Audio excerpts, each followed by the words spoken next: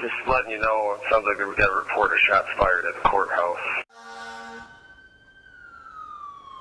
The first calls from dispatch about a shooting at the Berrien County Courthouse in St. Joseph. Tonight, the chilling calls as police try to take down the suspect. Shots fired. Shots have been fired. Shots fired. One down. One down. Shots fired. One down. Clear. Officer down. Officer down. Clear. Officer down. Third floor, just off the elevator. CPR in progress. We're doing CPR on 2 right now. And we're going to probably need 2 or 3 ambulances. Is the shooter still at large? No, shooter is down.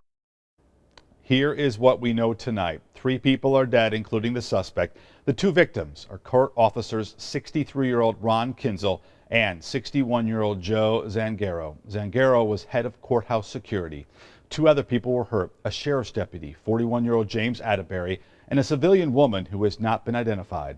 They sustained non-life-threatening injuries and are at the hospital. Atterbury is in the intensive care unit after surgery to his arm. Police say the gunman was this man, 45-year-old Larry Gordon from Coloma. He was a prisoner being taken to the courthouse. He fought with those officers outside the holding cell.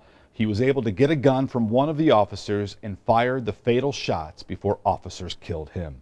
Now, new details are still breaking at this hour. Police just wrapped up another news conference a short time ago. WSBT-22's Patrick Roth has been following this story all evening. He's live at the courthouse for us. And Patrick, we're learning more about how this all unfolded.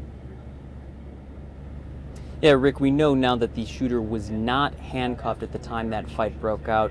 And Sheriff Paul Bailey said that's because that when he was in the county jail, he didn't have a history of violence.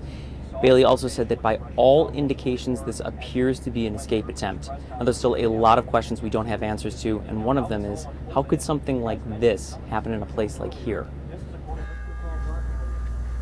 Now, it's happened here. As the investigation continues into just how an inmate was able to disarm and kill 2 police officers and wound 2 more people, the reality is sinking in that the unthinkable has now struck close to home.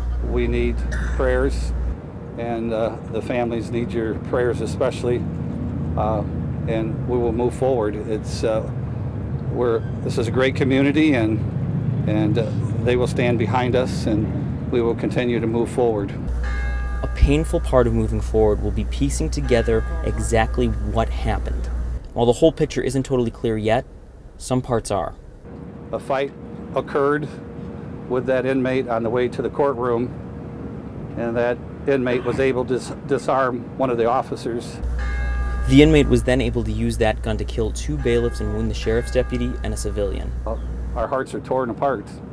They were our friends. They were my colleagues. I have known them for over 30 years. So it's a sad day. Now, Gordon's ex-wife told the Grand Rapids TV station that she actually spoke to her ex-husband on Sunday, and there was no indication that he was planning any attack. Jessica Gordon says her ex-husband, quote, got mixed up with the wrong people. Now, there's still a lot of work that investigators need to do, but actually, Rick, you can see it right here behind me. The police tape that was up surrounding the courthouse all afternoon, that's actually down now. And I also asked Sheriff Bailey, in the wake of what happened in Dallas, is there anything that he would like the community to know? And he said that he's actually been overwhelmed by the amount of support through phone calls and text messages that he's gotten. He said it's just one of those tragic things that you never know when it's going to happen. And as he said earlier today, the sheriff, a very sad day for that community. Patrick, thank you so much. Michigan Governor Rick Snyder headed to St. Joseph when he heard about the shooting.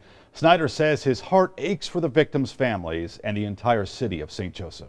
I ask that all Michiganders put your prayers out, your thoughts and prayers with the families of the lost law enforcement officials, and that we give our thoughts and prayers to the wounded.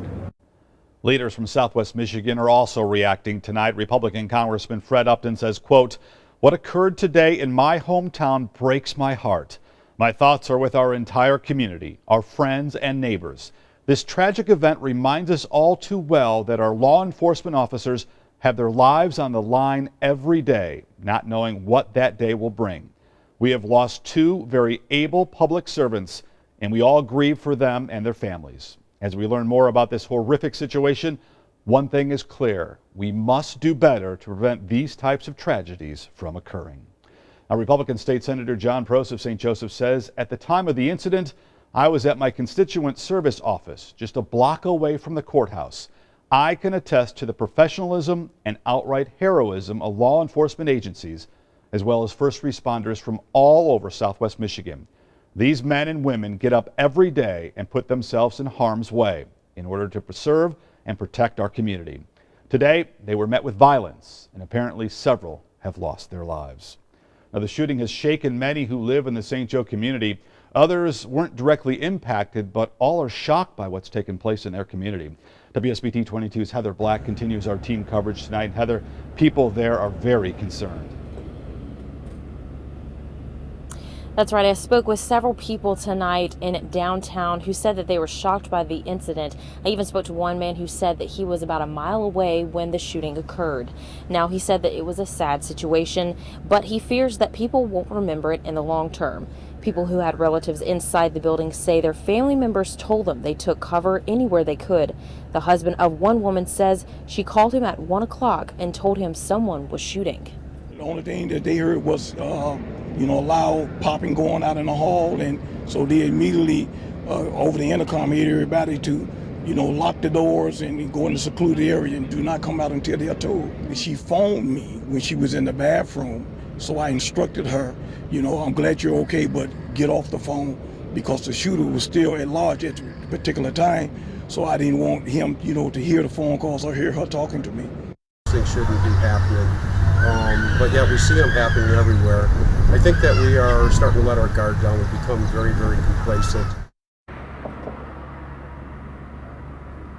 And when I got here, there were people outside who knew that they had family members inside.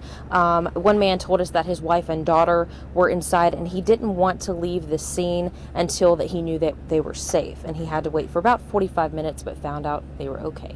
Can't even imagine, Heather. Obviously a very tense time waiting for that word from the courthouse. Heather, thank you so much. Because the investigation is just beginning, the courthouse will be closed tomorrow. Counselors will be brought in to help courthouse workers. Again, 3 people are dead, including the gunman. 2 others are in the hospital, including 1 civilian.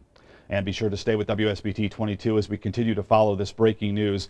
We'll have the latest information through the night on our website, WSBT.com, and tomorrow on WSBT 22 first in the morning. We'll have live reports from St. Joseph starting.